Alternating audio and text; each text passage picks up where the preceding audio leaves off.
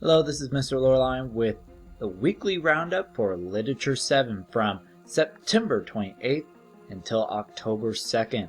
So, kicking off here on Monday, we're going to go over our little City of Lights pictures that we began drawing on Friday and see what we imagined, what Lena saw in her mind when she was thinking of the City of Lights.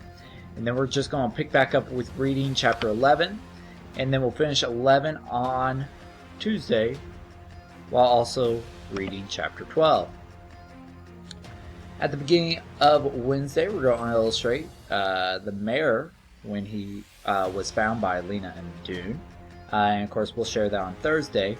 But before we share it, on Wednesday, we'll read chapter 13. We'll, of course, show our illustrations from Wednesday on Thursday, read chapter 14 together. And then on Friday, we'll finish up 14 and chapter 15 of City of Ember. While we're reading, we're still going to be looking at how elements of literature affect each other. So, that is your weekly roundup for this week for Literature 7.